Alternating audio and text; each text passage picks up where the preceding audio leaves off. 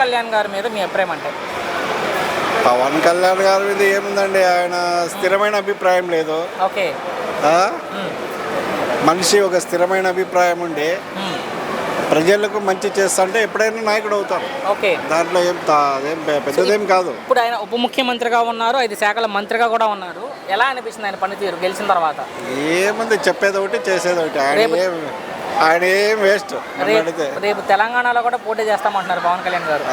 తెలంగాణలో వ్యతిరేకత వచ్చింది కదా. వ్యతిరేకత వచ్చింది, బట్ ఆయన అన్నారు పోటీ చేస్తానని చెప్పి, తర్వాత వ్యతిరేకత వచ్చింది. సో పోటీ చేస్తే జనాలు అంటే నాయకులు వ్యతిరేకించారు, ప్రజలు ఏం కాదు, కానీ ప్రజల్లో ఎలాంటివి ఉండొచ్చు అనుకుంటున్నారు? ప్రజలు కూడా కొద్దిగా వ్యతిరేకత ఉందండి. ఓకే. వ్యతిరేకత ఉంది, లేకేం కాదు. సెంటిమెంట్ మనం మాట్లాడకూడదు. ఎవరు కూడా ఎవరి ప్రాంతీయ అభిమానాన్ని మనం గౌరవించాలి.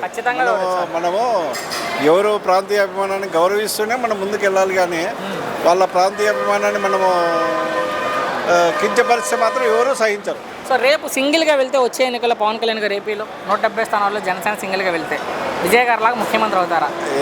అంత లేదు, ఆయన నేను ముఖ్యమంత్రి కానంటున్నాడు కదా. ఆయన అంటున్నారు, ఆయన అభిమానులు మాత్రం ఆయన కావాలి. ఇప్పుడు మొదట నాయకునికి కాన్ఫిడెంట్ ఉండాలండి.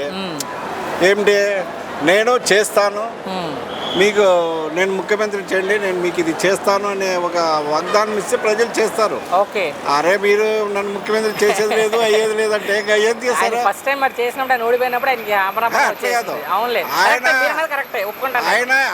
ఆయన నన్ను అరే నేను ముఖ్యమంత్రి కాను అంటే ఎటు కావాలని. ఒకవేళ విజయ్ గారిని స్ఫూర్తిగా తీసుకుని సింగిల్ గా వెళితే నా ప్రశ్న వచ్చే ఎన్నికల్లో ఆయన రావచ్చు. అంతే, అంటే ఆ మాటలు, వాగ్దానాలు, ఇచ్చే వాగ్దానాలు బట్టి, చేసే కార్యక్రమాలు బట్టి ఉంటుంది. ఫైనల్ గా ఒక్క మాటలో మీ అభిప్రాయం ఏంటంటే పవన్ కళ్యాణ్ గారి మీద? పవన్ కళ్యాణ్ స్థిరమైన అభిప్రాయం లేదు, అంతే. ఆయన ఏ పూటకు మాట మాట్లాడతాడు, అదే నాయకుడికి ఉండాల్సిన లక్షణం కాదు.